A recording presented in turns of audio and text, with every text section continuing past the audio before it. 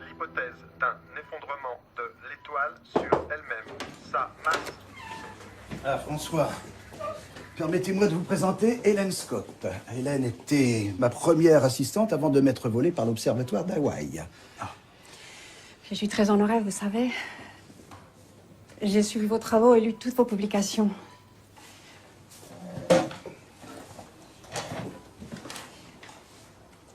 Je travaille sur les étoiles supergéantes. L'une d'elles m'intrigue. Sa vitesse s'est accélérée depuis quelque temps. Sa luminosité est devenue instable. Une anomalie inexplicable. Je n'ai jamais observé ça. Une anomalie, mais c'est passionnant, ça. Et pourquoi revenir à l'île? Pour que vous m'aidiez à comprendre les phénomènes et à l'expliquer, peut-être. Moi?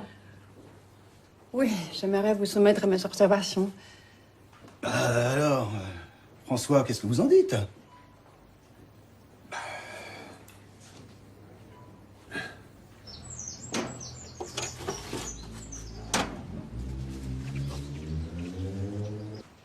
Bien joué, Michael.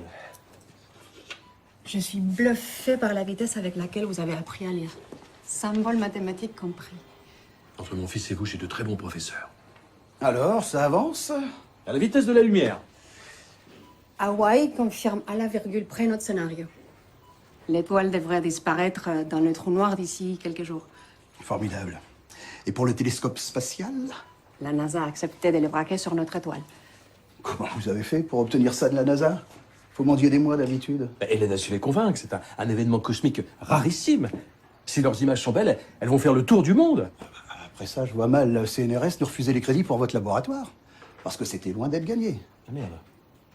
Je savais le laboratoire menacé, mais pas à ce point. Comment faire observer que ces maculatures sont à cuire?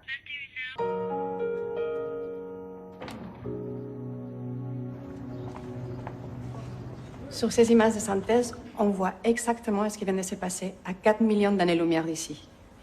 L'étoile est déviée de sa trajectoire et puis totalement aspirée par les trous noirs géants en quelques jours seulement. Le jet des particules rejetées se déplace à une vitesse proche de celle de la lumière. Michael. Alors?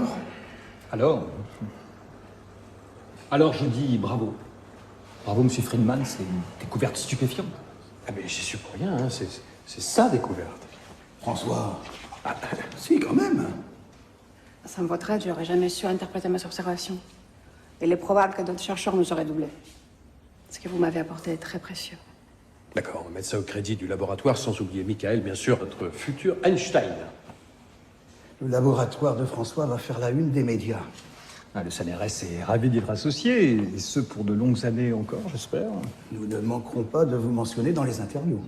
À commencer par Nature, qui va faire la couverture de son prochain numéro avec la découverte d'Hélène et François.